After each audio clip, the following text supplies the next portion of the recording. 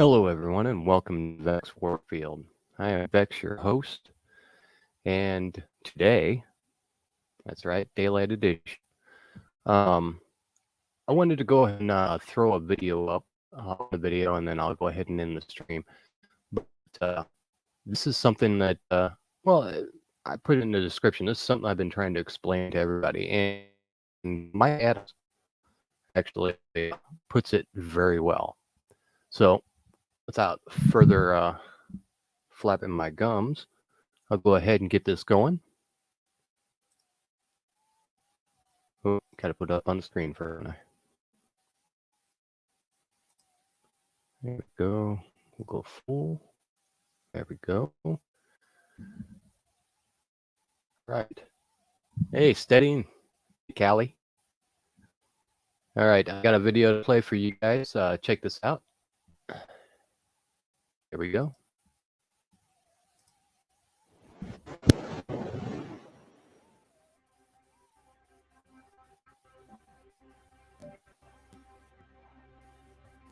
What if I told you that when God created this universe and created all of us, he also created an infrastructure where we can share knowledge and information without requiring big tech or permission from any government. God created this divine communication system. Now is not the time to be timid in our speech. Now is the time for all of us to raise our voices in truth, to speak the truth, to demand it from others, and to have the discernment to tell the difference between truth versus lies. Today, truth is banned everywhere, and lies dominate the headlines. Prepare to have your mind blown, because many of you know I'm also a scientist. I have a food science lab, and I have a microscope and mass spec equipment and all this kind of thing. Yet, here we find God's touch in everything that science ever recognizes. Because guess what? Without God, there'd be no science. Well, Rupert Sheldrake is a very well-known author of a couple of books called The New Science of Life and also Morphic Resonance. And in his book, he said that the molecule known as xylitol, it's an alternative sweetener, right? You probably used xylitol in the 19th century. Did you know that it was a liquid at room temperature? It was not a crystal sugar as you normally see it today. It was a liquid, but something changed the morphology of xylitol. Now, all it has in it is hydrogen and oxygen. That's it.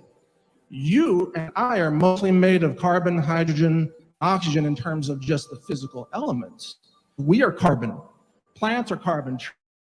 Trees are carbon. Food is. So listen when the war on carbon on life itself. So in this book, Rupert Sheldrake talks about xylitol a new way to its fuel together, a new way to freeze temperature.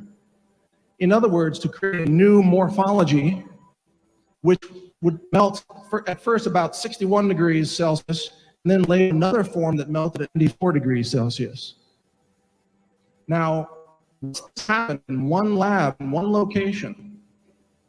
All the other xylitol everywhere else around the world would never go back to the liquid form.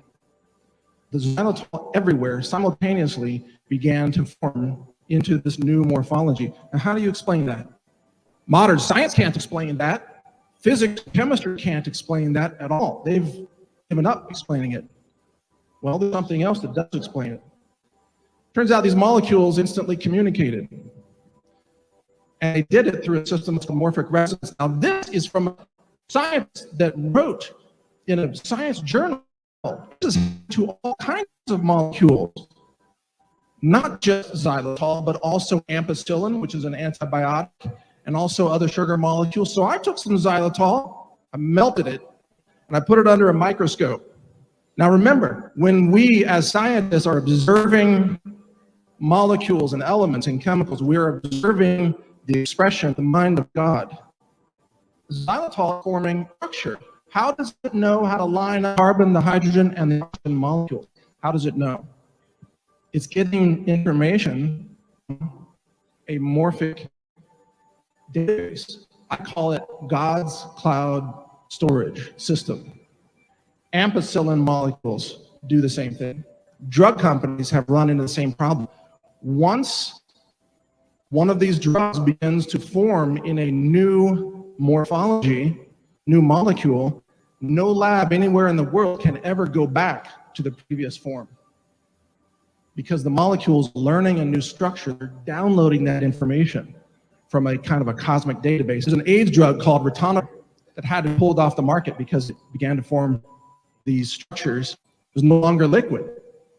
So the company that made it, they had to pull the drug off the market. They lost $250 million.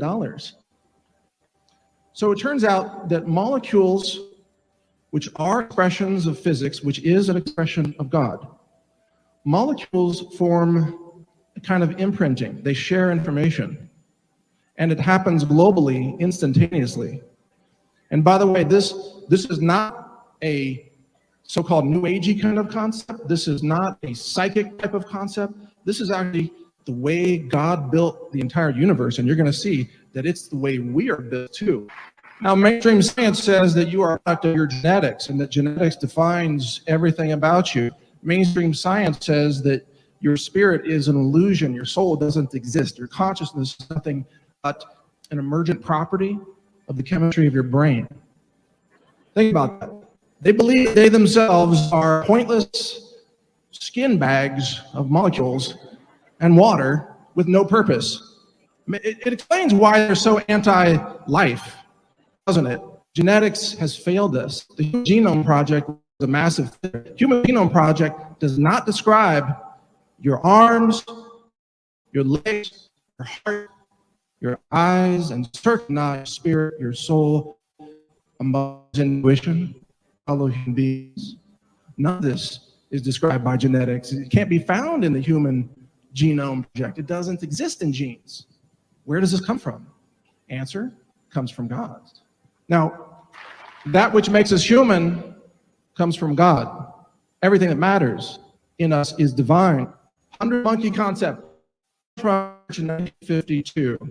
Looking at primates on an island that were given sweet potatoes, and they were observed to see how they would cook those potatoes, just eat them with sand because it was on a beach.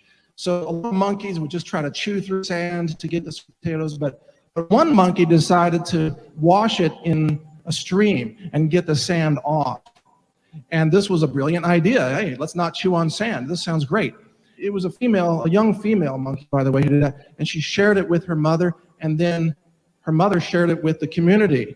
Because we know that women are always the connectors in our society, right? Isn't that true? And so that knowledge was shared all across the primates on that island. And this was documented in mainstream science, by the way. What happened, though, is once a certain number of actual monkeys learned this skill on this one island, the knowledge of this skill leapt across the ocean and went to other islands where there were other primates, and suddenly they knew how to do it too. They suddenly had the exact same knowledge. It's called the 100th monkey concept, and it means that once a certain number of people have an idea, a certain number of people speak a certain phrase or word or piece of scripture, a certain number of people solve a problem, that those ideas and words and solutions become available to other people. Because we are all connected, it turns out. Let's find out what happens when you interfere with this system. And how do you interfere with this system of absorbing knowledge and information or sharing it? How do you do it? Well, first of all, let's recognize the spiritual mind is non-physical. The brain is physical, but mind is non-physical, and they interface. The mind and the spirit can receive information from God and from other sources, and the brain translates it into what you want to do physically in this world. The reason censorship is so bad right now is not simply because they want to block what we say, but they want to block what we think, block what we're allowed, block sharing information with others. It's all about suppressing our ability to work as a powerful group of awake, aware, enlightened people who can bring this civilization back up from the depths which it has currently plunged. This is going to take something more than relying on simple technology. The answer is to turn to solutions that allow us to share knowledge and information without permission from big tech and without permission from any government.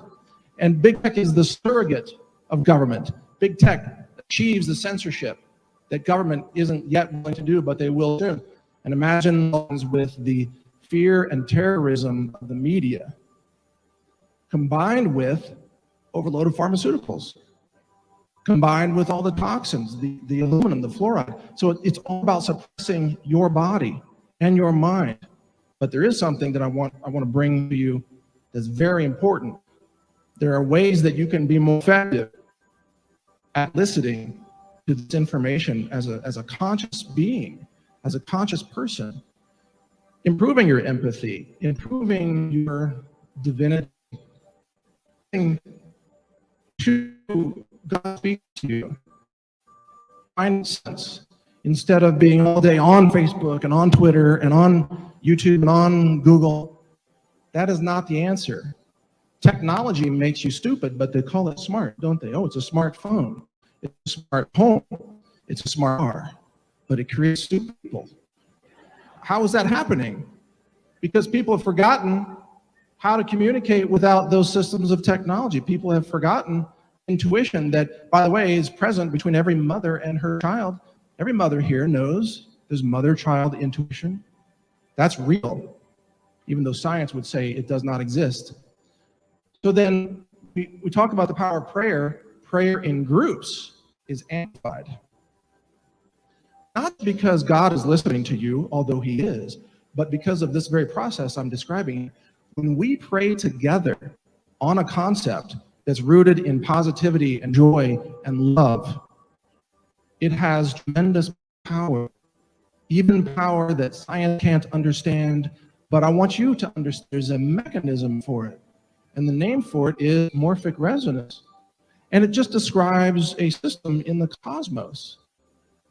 Always say, stay positive, eliminate toxic influences, which can include, obviously, substances, also toxic media. People, CNN just admitted that they are a psychological terrorism hub. They are here to terrorize you. I say disengage from the techno-toxic society, which is funny because even though I have a platform, Brighteon, but I turn that off too. I go out in nature. I walk my goats. I get close to nature. I get away from all the technology. Now, here's a quote for you today. The spirit searches all things. The fool searches Google. Get in touch with your spirit. Get off the keyboard, away from the toxic techno-fascist media, away from the toxic CNN and all of that, and get closer to God, and you will be acting in alignment with this very concept I call the contagious mind. Everything that you think, everything that you speak, everything that you pray about, everything that you sing about, when you sing, you are broadcasting this to every other conscious human being. The evil doesn't stand a chance against us when we work together.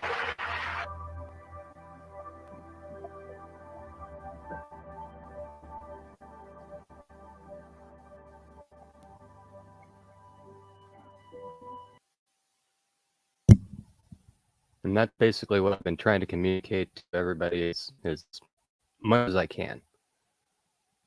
The group of us together, working together, with a common goal in mind. And basically be everything that they put out.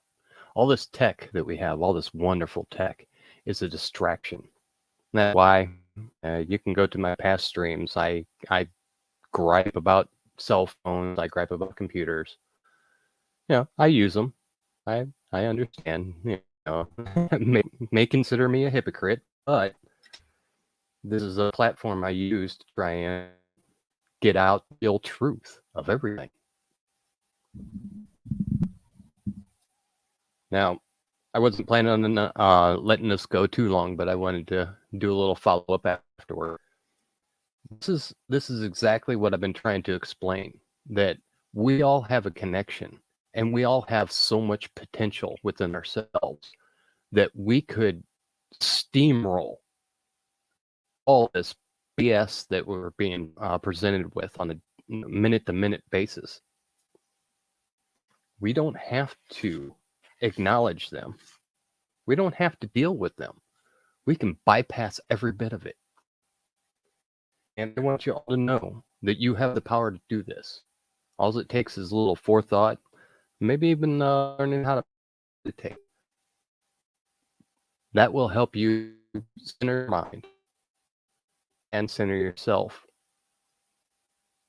And you'll find that your spirit will speak louder than anything in this reality. I said it a little while ago. Always trust your gut. That's your interpreter. That's the interpreter between your subconscious and your conscious mind. Your gut will never steer you wrong. Trust it, and you will make good decisions. Usually when people make bad decisions, it's because they don't trust their gut. So, like I said, though, I wanted to make this a real quick stream, a little quick video for everybody to check out. I have the links for the video in my description. Check that out. And with that, I'll go ahead and yield. And you all good night and sweet. Well, I guess I got to change that up a little bit. Good day and sweet dreams.